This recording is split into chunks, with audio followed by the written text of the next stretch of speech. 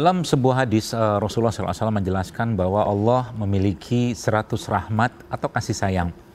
Dan satu rahmat atau kasih sayang tadi Allah Subhanahu wa taala turunkan ke dunia ini.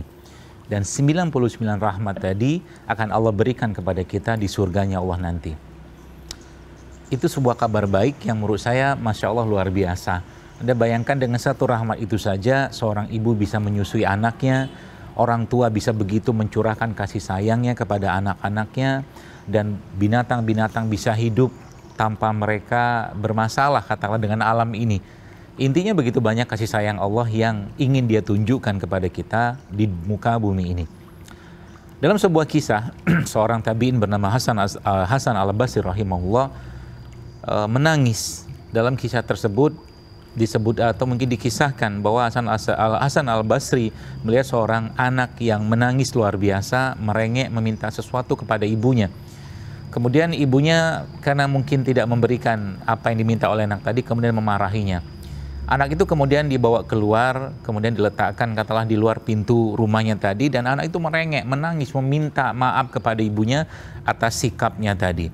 Dan akhirnya sang ibu memaafkannya, dan yang menariknya sang ibu pun akhirnya ikut menangis dengan rengekkan anak yang tadi meminta kepadanya tersebut, dan dia maafkan itu semua. Hasan al-Basri rahimahullah menjelaskan atau ketika melihat hal tersebut, kemudian beliau pun menangis. Dan murid-muridnya bertanya kepada beliau, ada apa ketika engkau wahai Syekh melihat kejadian tadi kemudian engkau menangis? Lalu Hasan al-Basri mengatakan bahwa dia melihat, dan ini yang menarik buat saya, kenapa? Karena begitu luar biasanya seorang yang soleh, seorang yang beriman, seorang yang mengkaitkan sesuatu yang dia lihat, dia dengar, dia rasakan itu dengan imannya, dengan apa yang dia pelajari secara keilmuan dalam agama ini. Lalu dia mengatakan pada murid-muridnya, ketahuilah wahai murid-muridku, bahwa seandainya kalian merengek seperti halnya anak tadi merengek meminta maaf kepada ibunya, kalian menangis memohon maaf kepada ibu seperti anak tadi, dan kalian lakukan itu kepada Allah, maka niscaya, kata Hasan al-Basri, Allah akan mengampuni kalian. Rengekkan kita, tangisan kita, teriakan kita mungkin dalam jeritan doa-doa kita kepada Allah agar Allah memaafkan kita semua, maka niscaya itu akan membuat Allah ridho dengan kita dan Allah akan mengampuni dosa kita. Dan menariknya, kalau seandainya Allah sudah memaafkan kita, Allah mengampuni kita, maka apapun yang kita minta pun pasti akan Allah berikan, karena curahan kasih sayang Allah sudah Dia berikan. Karena kita sudah tahu kita banyak salah, kita banyak kekeliruan, kita banyak kekurangan yang dengan rengekkan kita, tangisan kita, kita meminta ampun dan meminta maaf kepada Allah Subhanahu wa taala. Maka Masya Allah, kalau kita renungi Asmaul Husna, Ar-Rahman, Ar-Rahim, Allah yang Maha Pengasih, Allah yang Maha Penyayang, maka sesungguhnya Allah akan memberikan apapun kepada siapapun, bahkan orang-orang yang bermaksiat sekalipun Allah akan berikan kepada mereka. Tapi kasih sayang tidak akan Allah berikan kepada semua orang, dalam artian bahwa kasih sayang itu adalah, atau cintanya Allah itu hanya diberikan kepada orang-orang yang memang menjaga dirinya dan bahkan mencoba mengusahakan dirinya untuk dekat pada Allah Subhanahu wa taala. Maka Masya Allah, kalau seandainya kita bisa memiliki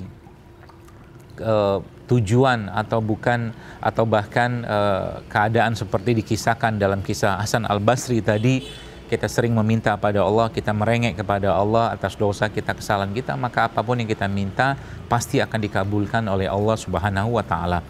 Dan jadikan ini sebagai salah satu SOP mungkin dalam kehidupan kita, bahwa sebenarnya mungkin kita yang kurang merengek meminta kepada Allah, mungkin kita yang belum tersedu-sedu meminta kepada Allah, mungkin kita yang belum serius meminta kepada Allah, sehingga akhirnya Allah ridho dengan kita, bahkan Allah bahagia dengan taubatnya kita. Itulah sebenarnya yang Allah inginkan, karena kita tahu Nabi SAW juga menjelaskan bahwa ya mukmin seperti kita ini adalah yang orang-orang yang tidak pernah lepas dari kesalahan, tidak pernah luput dari dosa.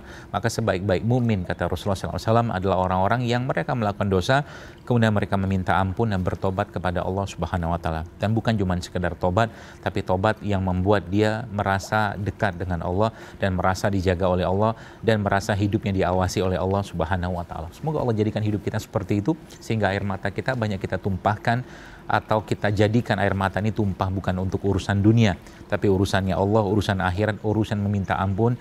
Kita menangis bahkan meminta pada Allah bukan karena mobil kita hilang, rumah kita yang terbakar atau apapun kejadian atau musibah yang kita rasakan, tapi menangisnya kita karena urusan akhirat, menangis karena kita terlambat sholat subuh, menangis karena kita tidak membaca Al-Quran pada hari itu, menangis karena kita tidak bersedekah hari itu, menangis karena kita tidak bisa melakukan kebaikan pada hari itu. Itulah sebenarnya yang Allah inginkan.